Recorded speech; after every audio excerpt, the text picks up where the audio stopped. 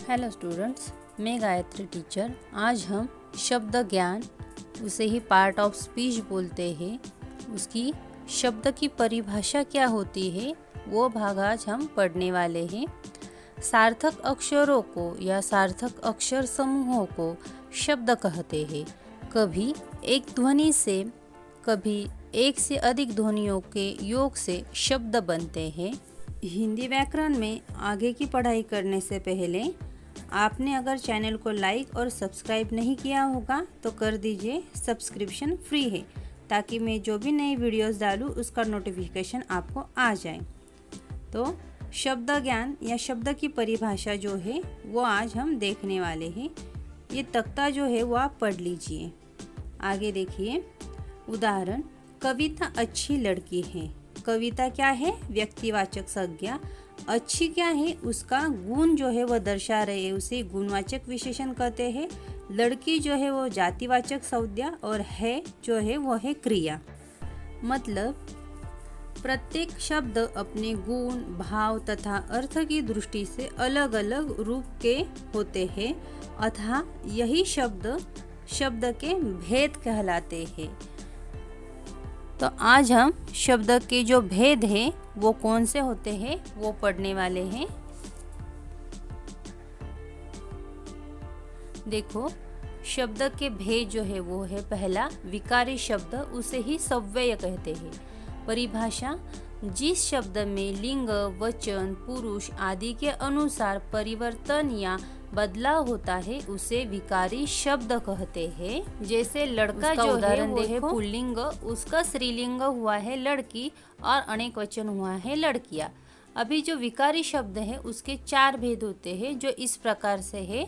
चलो हम देखते हैं 4 भेद कौन से हैं। पहला होता है संज्ञा, उसे ही संज्ञा कहते हैं। जो शब्द व्यक्ति, वस्तु, जाति, स्थान, गुण या भाव आदि का नाम सूचित करता है उसे संज्ञा कहते हैं, उसे ही मतलब नाउन कहते हैं। उसके भी भेद होते हैं, मतलब अलग अलग प्रकार पड़ते हैं। वो देखिए, संज्ञा के 5 भेद है। पहला है व्यक्तिवाचक संज्ञा, दूसरा है जातिवाचक संज्ञा, तीसरा है भाववाचक संज्ञा, चौथा है द्रव्यवाचक संज्ञा और 5वां है समूहवाचक संज्ञा। इसमें हम एक एक की जानकारी लेते हैं अभी। पहला है व्यक्तिवाचक संज्ञा, जिस संज्ञा से किसी विशेष व्यक्ति, प्राणी, वस्तु, देश, पर्वत, नदी, स्थान आदि के नाम का बोध होता है उसे व्यक्तिवाचक संज्ञा कहते हैं। मतलब हमें यहाँ पे किसी भी वस्तु, व्यक्ति या किसी भी एक चीज जो है वो समझ में आती है, उसका बोध होता है। जैसे देखो, रामायण, मुंबई, हिमालय, सीता, यहाँ पे हमें ग्रंथ है, शहर, पर्वत, लड़की का नाम, इनका बोध हो रहा है, उसे बोलते हैं व्यक्तिवाचक संज्ञा। दूसरा प्रकार जो है वो देखो जातिवाचक संज्ञा, जिस संज्ञा शब्द से प्राणी, वस्तु या स्थान की पूरी जाति का बोध होता है उसे जातिवाचक संज्ञा कहते हैं। अभी हम उदाहरण देखते हैं।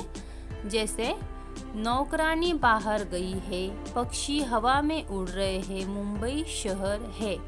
इससे हमें नौकरानी, पक्षी, मुंबई, इससे अलग अलग जाति का बोध हो रहा है। उसके आगे आता है तीसरा भाववाचक संज्ञा, जिस संज्ञा से किसी वस्तु या व्यक्ति के गुण, दोष, स्वभाव या दशा का बोध होता है उसे भाववाचक संज्ञा कहते हैं। जिन्हें हम देख या स्पर्श नहीं कर सकते हैं उसे क्या बोलते हैं? भाववाचक संज्ञा कहते हैं। वो व्यक्ति का स्वभाव कैसा है, उसके अंदर गुण कौन से हैं, उन्हें हम कभी भी स्पर्श नहीं कर सकते हैं। देखो उदाहरण,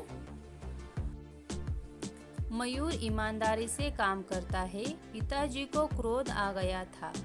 भाववाचक संज्ञा बनाने के लिए यह प्रत्यय जो है वो लगाते हैं, जैसे ई, त्वा, ता, पन, वट, हट, आव। जैसे बच्चा का बना है बचपन, मित्र का बना है मित्रता। पिताजी को क्रोध आ गया था। अभी पिताजी को क्रोध आया है, वह हम सिर्फ महसूस कर सकते हैं, उसे स्पर्श नहीं कर सकते। तो यही है भाववाचक संज्ञा।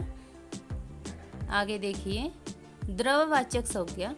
जो संज्ञा शब्द के किसी द्रव्य पदार्थ का ठोस पदार्थ के बारे में जानकारी देती है उन्हें बोलते हैं द्रव्यवाचक संज्ञा।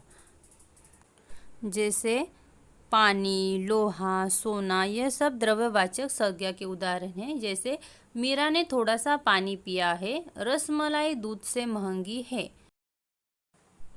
तो इसमें हमें पदार्थ, धातु या वस्तु का बोध हो रहा है, उसे बोलते हैं द्रव्यवाचक संज्ञा। आगे देखिए, समूहवाचक संज्ञा। जिस संज्ञा शब्द से वस्तुओं या प्राणियों के समूहों का बोध होता है उसे समूहवाचक संज्ञा कहते हैं। जैसे कि बस स्टॉप पर बड़ी भीड़ थी, 1 महीना बीत गया। कुटुंब, महना, भीड़, ये सब समूहवाचक संज्ञा के उदाहरण हैं। मतलब हमें वहाँ पे एक से ज़्यादा व्यक्ति या वस्तु दिखाई देती है, उसे बोलते हैं समूहवाचक संज्ञा। तो आज हमने शब्द ज्ञान में शब्दों के भेद जो है उसमें विकारी शब्द में का पहला जो है संज्ञा, उसकी पढ़ाई की है। आज का जो भाग है आपको समझ में आया होगा, उसकी अच्छे से पढ़ाई कीजिए। धन्यवाद।